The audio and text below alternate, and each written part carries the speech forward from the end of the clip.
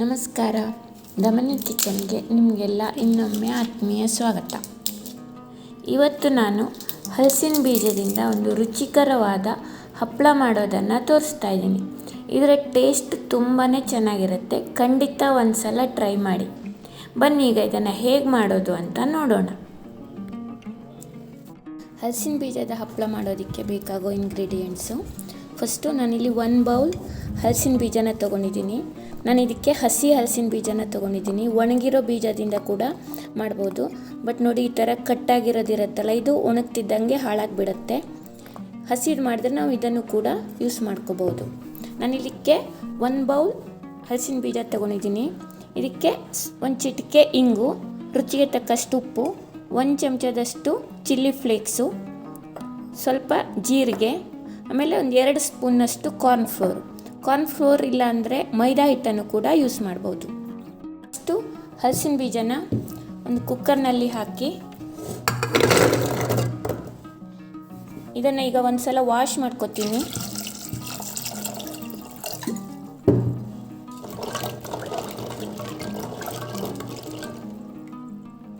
ಕ್ಲೀನಾಗಿ ವಾಶ್ ಮಾಡ್ಕೋಬೇಕು. ಈಗ ಇದಕ್ಕೆ ಮುಳುಗುವಷ್ಟು ನೀರನ್ನು ಹಾಕಿ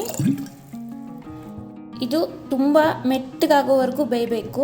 ಸೊ ಒಂದು 6ರಿಂದ 7 ವಿಸಲ್ ಹಾಕಿಸಿ ನುಣ್ಣಗೆ ಬೇಯಿಸ್ಕೋಬೇಕು.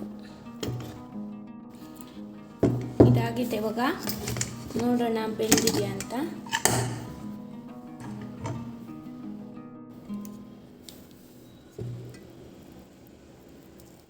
ಬೆಂದಿದೆ ನೋಡಿ, ಇಷ್ಟು ಮೆತ್ತಗಾಗಿದೆ. ಈಗ ಇದರ ಸಿಪ್ಪೆನೆಲ್ಲ ತೆಗಿಬೇಕು. ಈಗ ಇದನ್ನು ಒಂದು ಪ್ಲೇಟಲ್ಲಿ ಹಾಕ್ಕೊಳ್ಳೋಣ.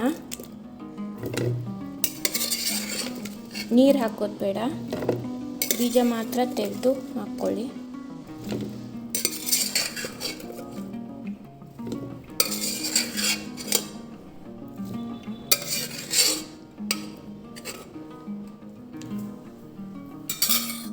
ಆಮೇಲೆ ಇದರ ಸಿಪ್ಪೆನೆಲ್ಲ ತೆಗಿಬೇಕು. ಬೇಯಿಸೋಕ್ಕಿಂತ ಮುಂಚೆನೇ ಸಿಪ್ಪೆ ತೆಗೆದು ಹಾಕ್ಕೋಬೋದು. ಬಟ್ ಬೇಯಿಸಿದ ಮೇಲೆ ಈಸಿಯಾಗಿ ಸಿಪ್ಪೆನ ಬಿಡಿಸ್ಕೋಬೋದು.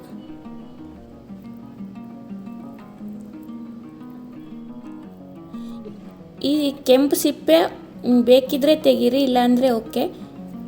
ಇದಿದ್ದರೆ ಹಪ್ಪಳ ಸ್ವಲ್ಪ ಕಪ್ಪಾಗಿ ಬರುತ್ತೆ. ಹಾಗೆ ಕೂಡ ಹಾಕ್ಕೋಬೋದು, ತೆಗಿಬೇಕು ಅಂತ ಏನಿಲ್ಲ. ಫ್ರೆಂಡ್ಸ್, ನೀವು ನನ್ನ ಚಾನಲ್ಗೆ ಹೊಸಬರಾಗಿದ್ದರೆ ಅಥವಾ ಇಲ್ಲಿವರೆಗೂ ಸಬ್ಸ್ಕ್ರೈಬ್ ಮಾಡಿಲ್ಲ ಅಂದರೆ ಈಗಲೇ ಸಬ್ಸ್ಕ್ರೈಬ್ ಮಾಡಿ. ಹಾಗೆ ಪಕ್ಕದಲ್ಲಿರೋ ಬೆಲ್ ಐಕನನ್ನು ಕೂಡ ಪ್ರೆಸ್ ಮಾಡಿ. ಇದರಿಂದ ನಾನು ಅಪ್ಲೋಡ್ ಮಾಡೋ ಯಾವುದೇ ವಿಡಿಯೋ ಕೂಡ ನಿಮಗೆ ಮಿಸ್ ಆಗಲ್ಲ.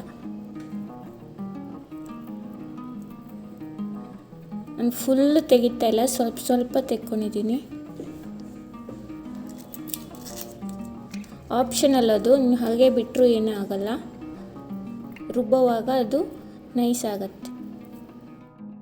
ನೋಡಿ, ನಾನಿವಾಗ ಎಲ್ಲ ಬೀಜದ್ದು ಸಿಪ್ಪೆ ತೆಗೆದು ತಂದಿದ್ದೀನಿ. ಈಗ ಇದನ್ನು ಸ್ವಲ್ಪ ಕಟ್ ಮಾಡಿ ಒಂದು ಮಿಕ್ಸಿ ಜಾರ್ಗೆ ಹಾಕಿ ನುಣ್ಣಗೆ ರುಬ್ಕೋಬೇಕು. ಹಾಗೆ ಕೂಡ ಹಾಕ್ಕೋಬೋದು. ಕಟ್ ಮಾಡಿ ಹಾಕಿದ್ರೆ ಬೇಗ ನುಣ್ಣಗಾಗುತ್ತೆ ಅಷ್ಟೆ.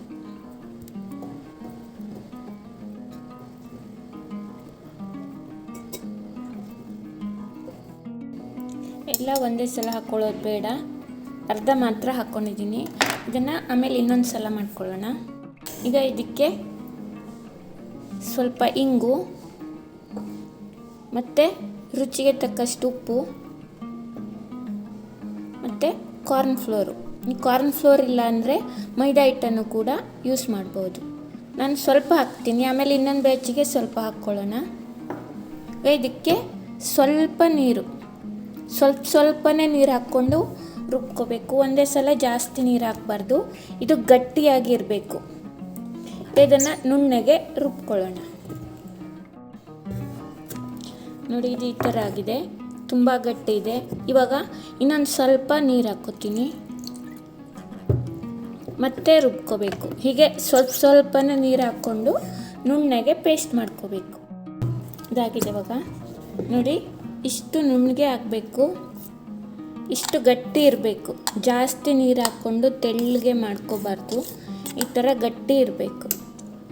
ಈಗ ಇದನ್ನು ಒಂದು ಪಾತ್ರೆಗೆ ಹಾಕ್ಕೊಳ್ಳೋಣ.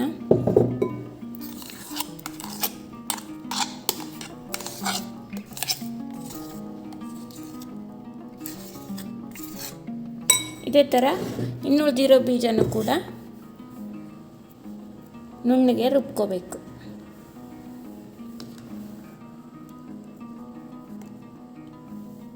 ಇದಕ್ಕೆ ಸ್ವಲ್ಪ ಉಪ್ಪು ಮತ್ತು ಮಿಕ್ಕಿರೋ ಕಾರ್ನ್ ಫ್ಲೋರು, ಆಮೇಲೆ ಸ್ವಲ್ಪ ನೀರು,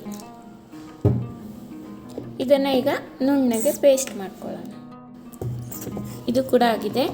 ಇದನ್ನು ಇವಾಗ ಇದರ ಜೊತೆಗೆ ಸೇರಿಸೋಣ. ಇಷ್ಟ ಗಟ್ಟಿಯಾಗಿರಬೇಕು, ತುಂಬ ತೆಳ್ಳಗಾಗಬಾರ್ದು. ತೆಳ್ಳಗಾದರೆ ಹಪ್ಪಳ ಬೇಗ ಒಣಗೋದು ಇಲ್ಲ, ಮತ್ತು ಹಪ್ಪಳ ಹಚ್ಚೋದು ಸ್ವಲ್ಪ ಕಷ್ಟ. ಗಟ್ಟಿ ಇದ್ದರೆ ಬೇಗ ಬೇಗ ಹಚ್ಕೋಬೋದು. ಇದಕ್ಕೆ ಒಂದು ಅರ್ಧ ಚಮಚದಷ್ಟು ಜೀರಿಗೆ ಮತ್ತು ಚಿಲ್ಲಿ ಫ್ಲೇಕ್ಸು, ನೀವು ಚಿಲ್ಲಿ ಪೌಡರನ್ನು ಕೂಡ ಯೂಸ್ ಮಾಡ್ಬೋದು. ಇದನ್ನು ನೀಟಾಗಿ ಮಿಕ್ಸ್ ಮಾಡ್ಕೊಳ್ಳಿ.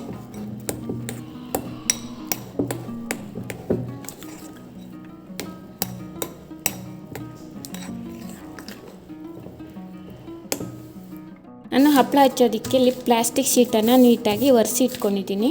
ನೀವು ಬಾಳೆ ಎಲೆಯಲ್ಲಾದರೂ ಹಚ್ಕೋಬೋದು. ಮತ್ತು ಒಂದು ಬೌಲಲ್ಲಿ ಸ್ವಲ್ಪ ನೀರು ಇಟ್ಕೊಂಡಿದ್ದೀನಿ ಕೈಗೆ ಹಚ್ಕೊಳ್ಳೋದಕ್ಕೆ. ನಾನಿಲ್ಲಿ ಎಣ್ಣೆ ಏನೂ ಹಚ್ಕೋತಾ ಇಲ್ಲ. ಎಣ್ಣೆ ಹಚ್ಚಿದ್ರೆ ಹಪ್ಪಳ ಜಾಸ್ತಿ ದಿನ ಇಡೋಕ್ಕಾಗಲ್ಲ. ಸೊ ಕೈಗೆ ಸ್ವಲ್ಪ ನೀರು ಹಚ್ಕೊಂಡು ಸ್ವಲ್ಪನೇ ಹಿಟ್ಟನ್ನು ತಗೊಂಡು ಈ ಥರ ಹಚ್ಕೋಬೇಕು.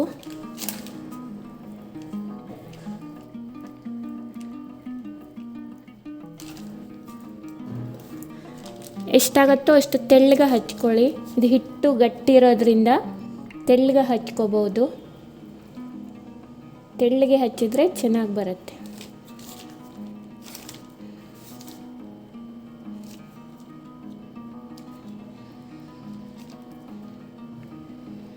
ನಿಮಗೆ ಎಷ್ಟೆಷ್ಟು ದೊಡ್ಡದು ಹಪ್ಪಳ ಬೇಕೋ ಅಷ್ಟು ದೊಡ್ಡದಾಗಿ ಹಚ್ಕೋಬೋದು.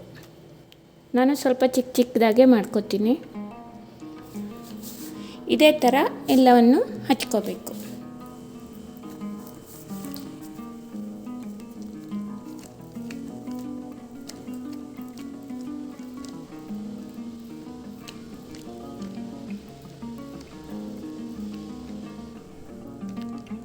ಈ ಥರ ಚಿಕ್ಕ ಚಿಕ್ಕ ಪೀಸ್ಗಳಿದ್ದರೆ ಅಲ್ಲೇ ಅದನ್ನು ಸ್ಮ್ಯಾಶ್ ಮಾಡಿಬಿಡಿ.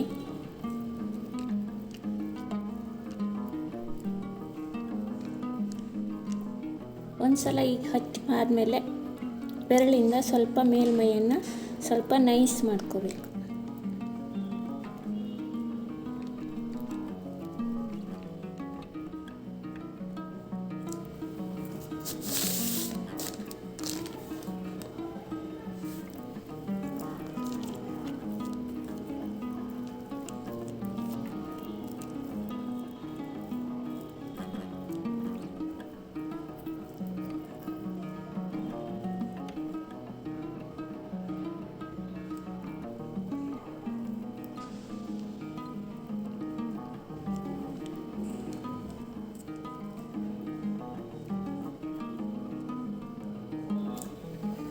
ಇದೇ ಥರ ಎಲ್ಲವನ್ನು ಹಚ್ಕೋಬೇಕು.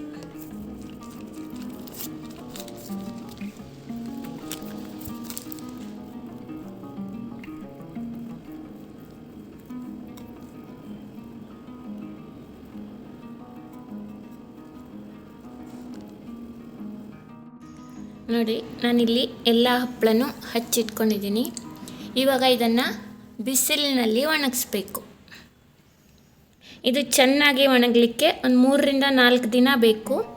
ಒಂದು ದಿನ ಆದಮೇಲೆ ಇದನ್ನು ಪ್ಲಾಸ್ಟಿಕ್ಕಿಂದ ಬಿಡಿಸ್ಕೋಬೋದು.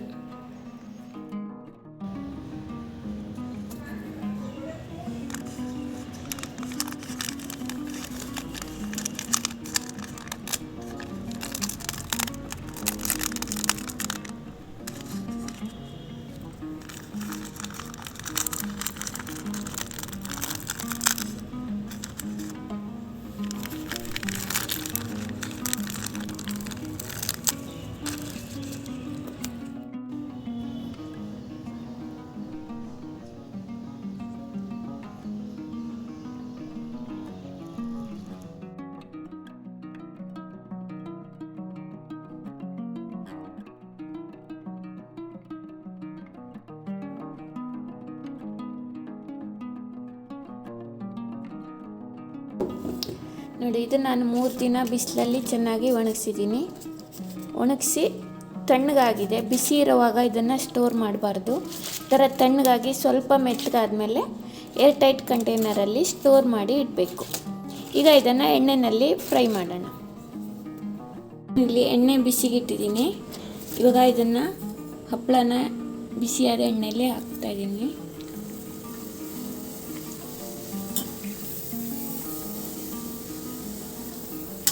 ಎರಡು ಸೈಡಲ್ಲೂ ಫ್ರೈ ಮಾಡಿ.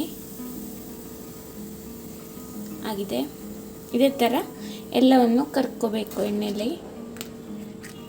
ನೋಡಿದ್ರಲ್ಲ ಫ್ರೆಂಡ್ಸ್, ಹಲಸಿನ ಬೀಜನ ವೇಸ್ಟ್ ಮಾಡೋ ಬದಲು ಅದರಿಂದ ಎಷ್ಟು ಟೇಸ್ಟಿಯಾಗಿರೋ ಹಪ್ಪಳನ ಮಾಡ್ಕೋಬೋದು ಅಂತ. ಖಂಡಿತ ಈ ವಿಡಿಯೋ ನಿಮಗೆಲ್ಲ ಇಷ್ಟ ಆಗಿದೆ ಅಂದ್ಕೋತೀನಿ. ಇಷ್ಟ ಆದರೆ ಒಂದು ಲೈಕ್ ಮಾಡಿ, ಕಮೆಂಟ್ ಮಾಡಿ, ಹಾಗೆ ನಿಮ್ಮ ಫ್ರೆಂಡ್ಸ್ಗಳಿಗೆಲ್ಲ ಶೇರ್ ಮಾಡಿ. Thank you for watching. Meet you in the next video. Until then, take care. Bye bye.